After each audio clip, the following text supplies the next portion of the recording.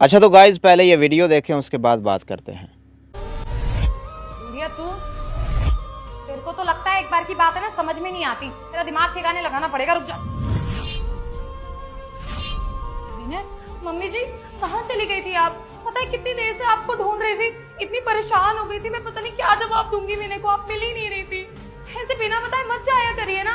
आप तो चली जाती है घूमने, बाद में कल को पता है कितनी टेंशन होती है मेरे को क्या जवाब देती मैं।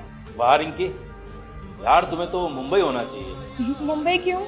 मतलब बहुत सिंपल है ना, तुमसे ज्यादा बड़ी एक्ट्रेस मैंने अपनी जिंदगी में नहीं देखी जो इतनी जल्दी कैरेक्टर स्विच कर लेती है। यार ऐसे तो मुंबई की एक्ट्रेस भी नहीं कर पाएंगी जितनी तेजी से तुमने कैरेक्टर स्विच किया है। विनय, ये आप क्या कह रहे हो? मैं कुछ समझी नहीं। लेकिन मैं सब कुछ समझ चुका हूँ रिंकी। मेरे पीठ पीछे मेरे ऑफिस जाने के बाद में तू मेरी माँ के ऊपर नौकरों से भी ज्यादा अत्याचार करती है। नौकर से बदतर तूने उनकी हालत कर रखी है।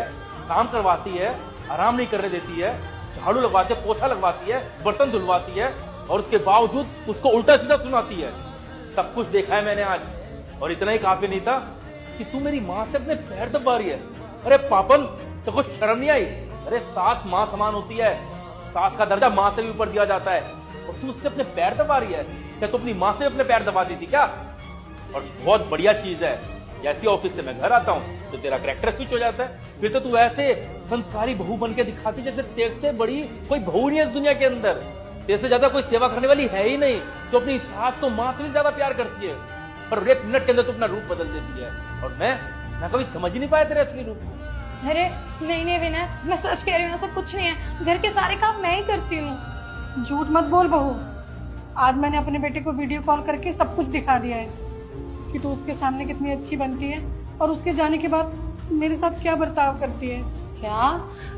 हाँ विनय, मैं मानती हूँ कि मैंने आज मम्मी जी से ये सब कुछ करवाया है, लेकिन इसका मतलब ये नहीं है कि मैं रोज करवाती हूँ। आज तो मेरी तबीयत थोड़ी खराब थी, मैं बाहर गई थी पार्टी में, तुम्हें पता ही है। बस इसलिए मैंने मम्मी जी से कहा कि मेरी थोड़ी सी हेल्प कर दो, और उन्होंने इस बात का फायदा उठाया, वीडियो कॉल करके तुम्हें दिखाया ताकि हम दोनों का रिश्ता खराब हो जाए। अरे बस करिए एक्टिंग अब, और एक्टिंग करके मत दिखा। तेरी सारी एक्टिंग मैं देख चुका और समझ भी चुका हूँ कि तू कितनी बड़ी झूठी है।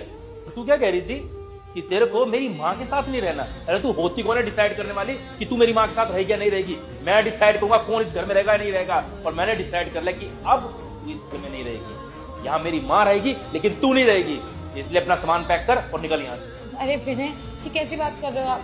अगर आप मुझे घर से निकाल दोगे तो मैं कहाँ जाऊंगी? मैं तुम्हारी बीवी हूँ, कुछ तो सोचो मेरे बारे में। ये तो तुझे तब सोचना चाहिए था जब तू मेरी माँ के ऊपर अत्याचार कर रही थी और तूने मेरी माँ को घर